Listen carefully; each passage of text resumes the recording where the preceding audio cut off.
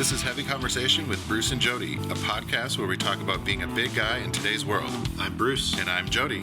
Here we go. Here we go. All right, we go. All right, here we go.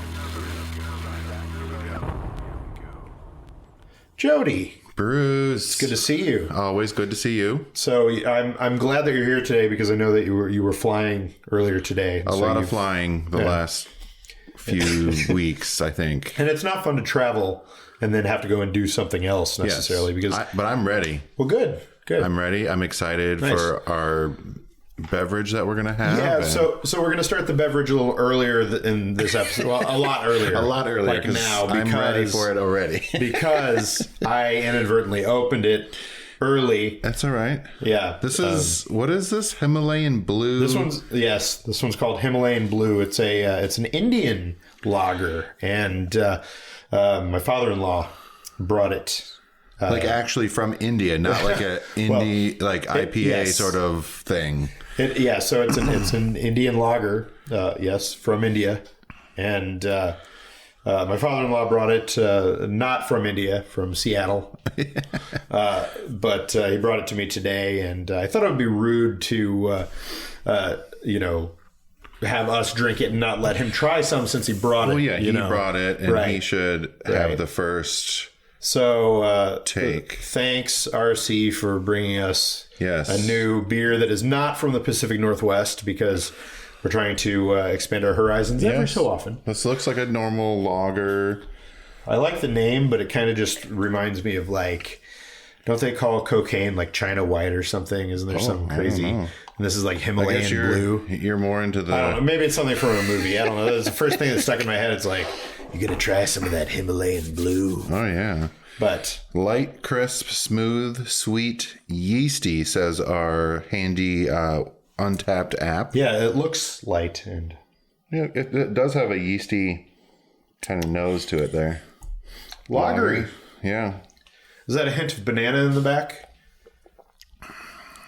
Maybe not. I can never really taste anything correctly, so I just kind of throw out whatever I'm feeling. No, that's fine. That's what you should do. Yeah. That's how you develop your palate. You just I think that tastes like a banana. That is a hint of, yes. I think that tastes like wet grass. Yeah, right. Or wet dog. Wet fur, yeah. That was always our fun.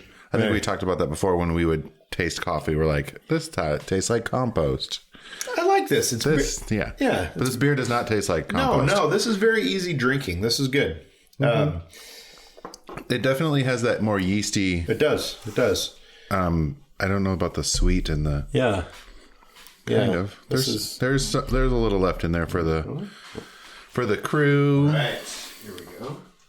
We try not to get the crew too inebriated. They have things more important to do than just talk. But what's more important than talking? Himalayan Blue. Yeah. Right. Why UKSOM breweries? What? I don't know. Yuksam. Yuksam. Yep. Well, either way. I like it. There we go.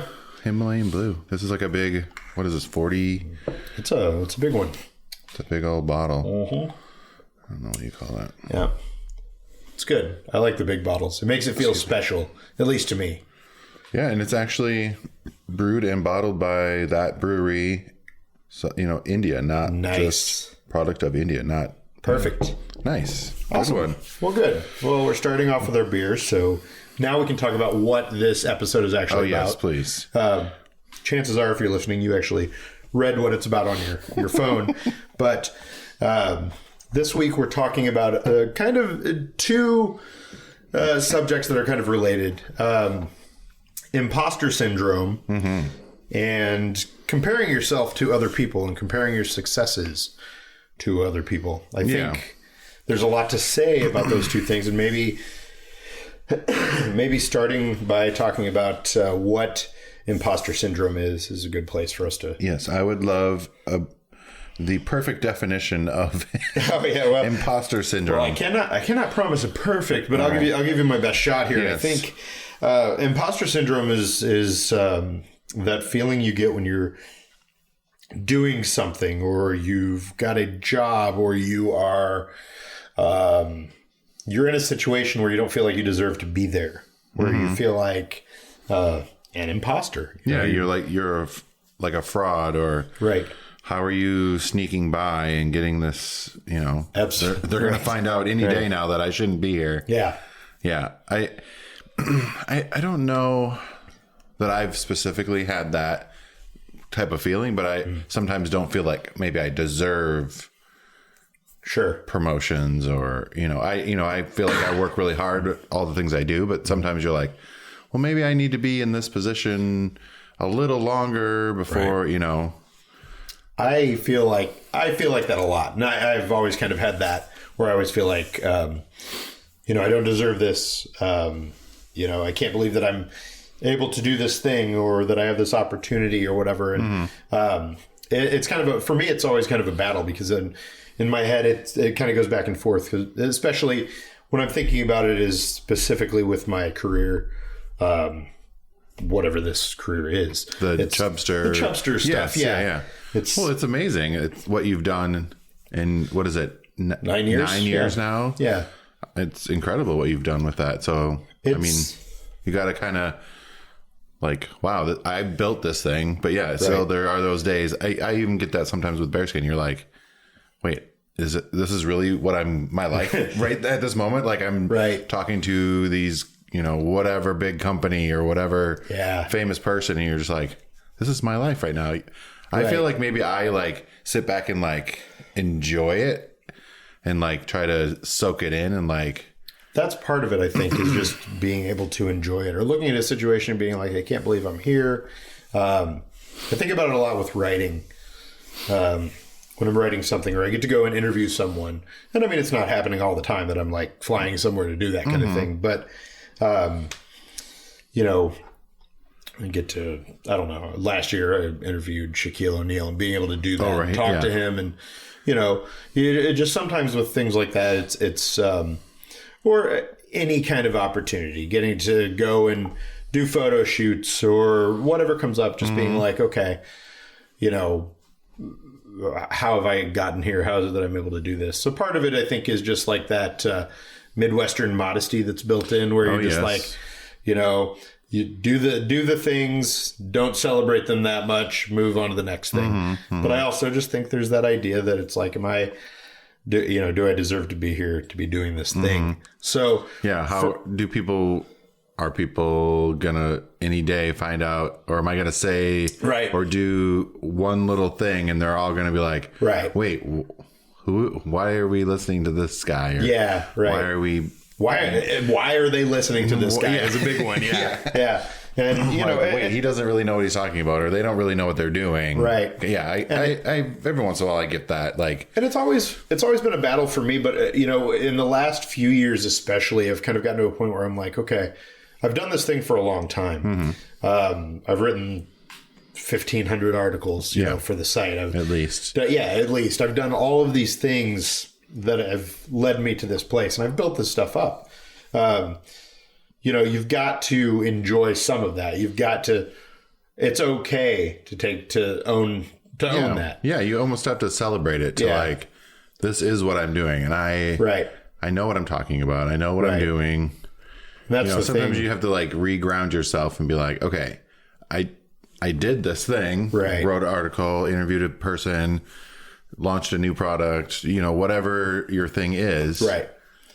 And it mostly went off without a hitch, it's out there, it might not be the perfect, which is never should never be your goal. No, never. Perfect never. Should, just good enough. A lot of times, as long as it's done on time, you can always go back and say, hey, I need to add this little chunk, or we need to change this little thing. But so much of it is just getting out there and doing things. And I think for me, it's been kind of a matter of like, I started doing this without any real experience in it, and I kind of learned as I went along. Oh yeah, I totally feel that. Yeah, right. But after you do something for a while and you are somewhat successful, you're doing the thing that you set out to do, or maybe not the thing you set out to do, but you're doing the thing. Yeah, you're doing. Yeah. So it's a matter of like, if you're doing something, I guess I'm telling my story in the way that I feel about that, because I know that other people feel that way in their lives for lots of different reasons.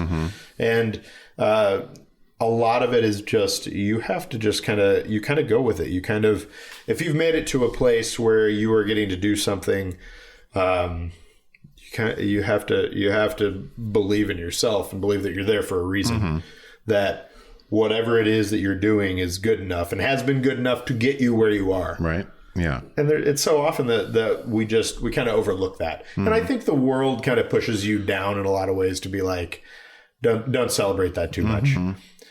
So it's like you're just doing, sometimes it's like, oh, you're just doing your job. Why are you celebrating that? But it's like, well, I have these accomplishments that I did within this job or career or whatever that need to be celebrated, so that I don't, and I don't need a participation award. I don't need any of the whatever, but just even if it's just for yourself, you just acknowledge the fact that, hey, I did this amazing interview, did this product and it is doing great. People are responding to it in whatever way that they're responding. And be like, that was a great accomplishment. I did. It's okay to love that stuff. It's okay to be happy and celebrate those things.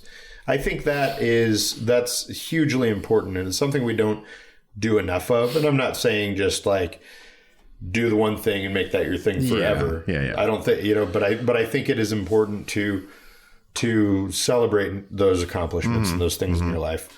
I think that it also kind of leads into, we're in this, and this has always been there. And I'm just throwing out the social media thing because I think it's more apparent now, but we've always kind of been in a place where, we can look at what other people's accomplishments are and feel like, oh, we should be there, or I should be doing that. That person did this thing, or that company did this. Why hasn't my company done that? I suck. Exactly. So, speaking of like the social media thing, you get like the highlight reel of people's lives. And even literally today, I posted a picture of something from my travels, and someone messaged me like, oh my God, you like live this amazing life. And I was like, I haven't slept in like 3 days, really. I am so tired.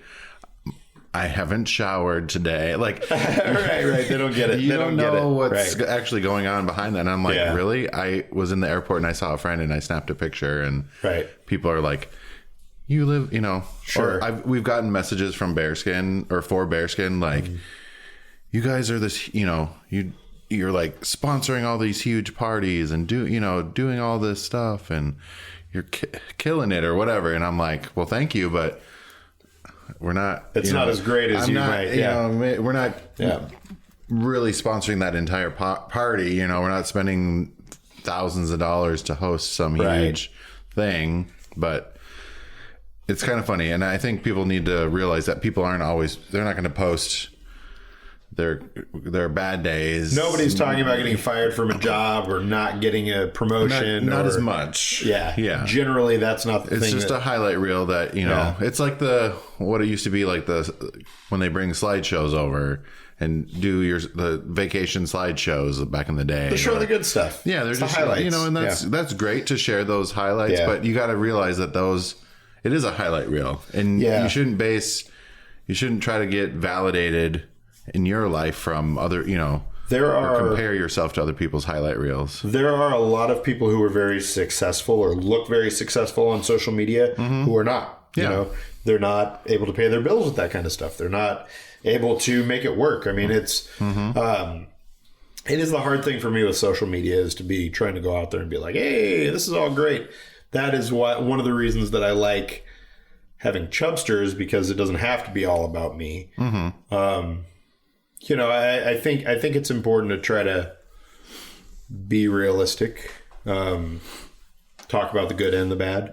I think that people shouldn't necessarily, you don't believe everything that you see. A lot of it is hype, and that's fine. It is what it is. But it's like I said, there are a lot of people who are out there doing this kind of thing that are not only not as successful as you might think, but also have the same kind of issues and concerns and hang-ups as you do. They're looking at somebody else and going, oh man, they're doing so great. Right. Why am I not there? Yeah, you know? exactly. So it's the same kind of thing, and we're all doing it. It's just like you just can't buy into that. You know, I think it's vital that you do your own thing, and that the way that you gauge success comes down to what works for you and what really matters to you. Are you happy with your life? Right. Are you doing the things that you want to do? Do you get to spend time with your family, your partner, your friends?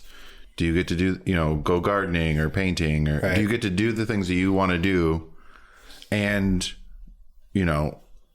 I don't know. I just feel like there's a lot of that work-life balance stuff that I think is, pretty much every company harps about or talks about, but you have to make an effort to have that work-life balance. You have to go out of your way to make sure that you're making time to do the things beyond just work. Yeah. And, I think it would be great if some of the people that you see on social media who are really pushing that their lives are amazing. Some of them are.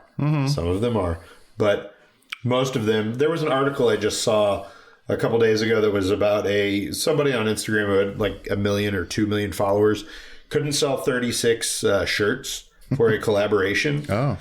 So you look at things like that and it's like, okay, those numbers don't always mean anything. And I think for you and I doing this kind of work, we know this. But I think that somebody who just happens to be on and they see a thing, they're like, wow, 2 million. Right. It doesn't always turn into anything. You don't have. Sometimes it turns into nothing. Right. It's not like you have this dedicated follower base that love you and will do anything. Yeah.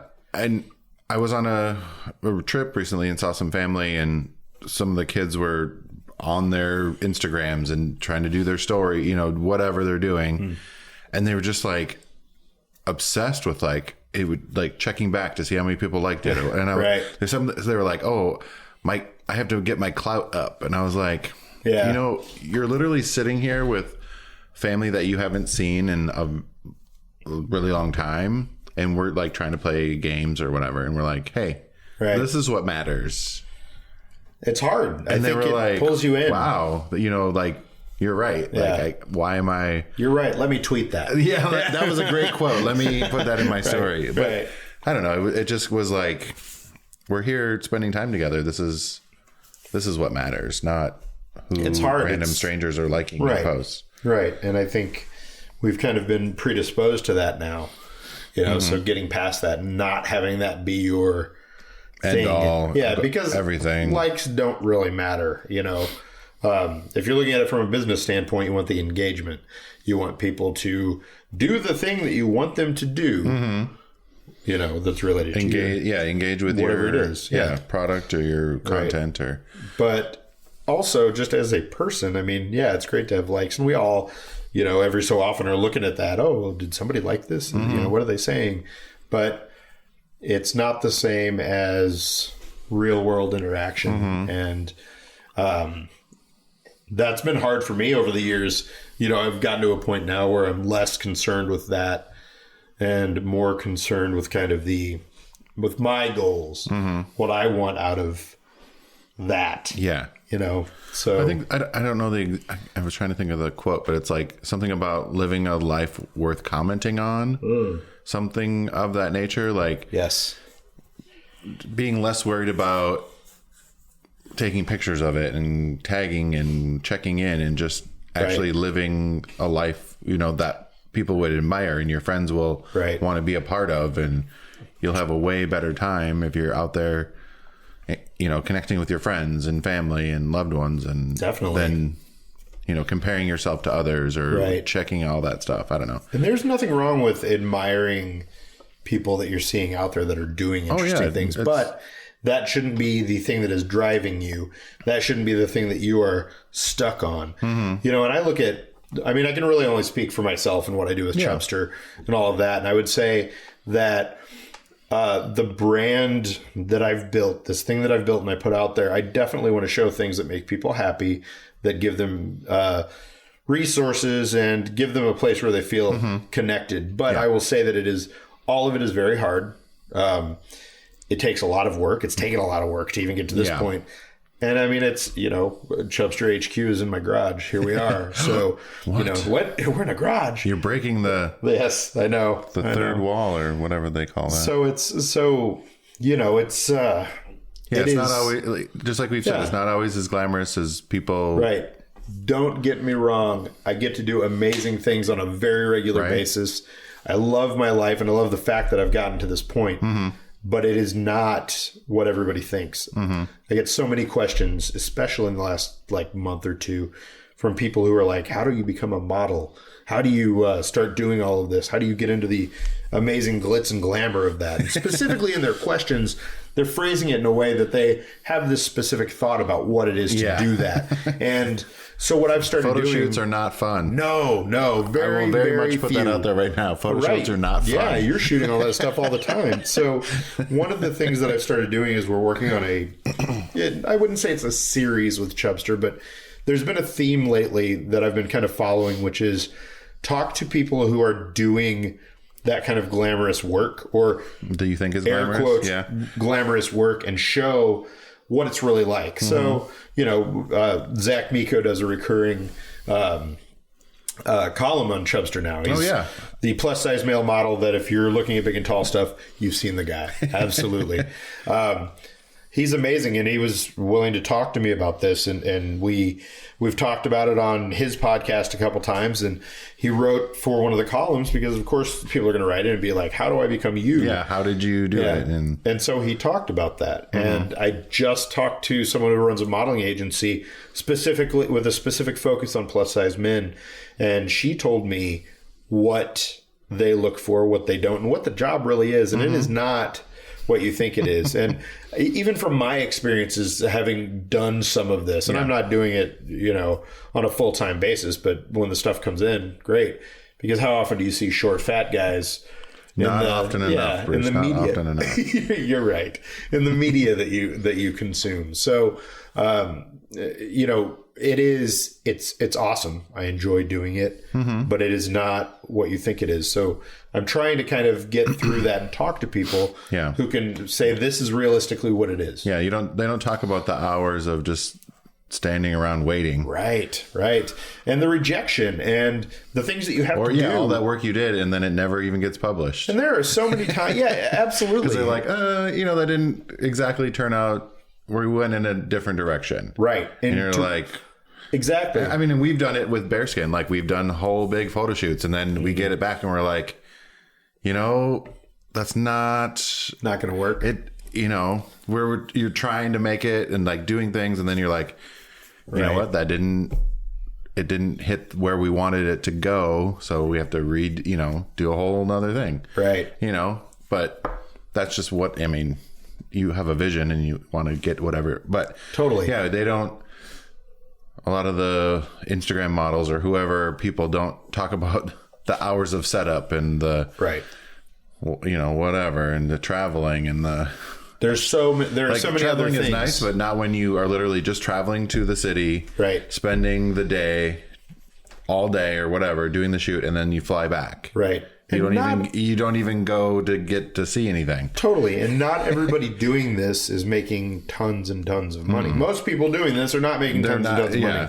Yeah. And to your point of traveling somewhere, I'm doing a shoot this weekend for a company that must remain nameless. That I'm flying in.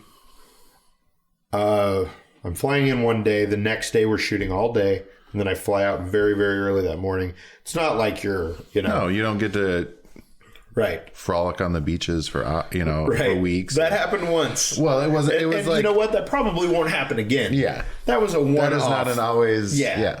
But you weren't even there for very long, were you? No. You flew in... 2 days, 3 days? Did the thing and flew out. Totally. And, I just think it's so important that, not even just thinking about what you're seeing amazing people on Instagram do, but just thinking about, the grass is greener kind of thing, that is always there. It's always going to be there. Yeah. And being there, there was a really great movie. I think it's called Fighting with My Family. It was the wrestling family. And, I don't want to, whatever spoilers, but it came down to being happy and okay with what you have, Sure. and not just because there aren't 40 million or 40,000 fans screaming your name, right, doesn't mean what you're doing isn't important.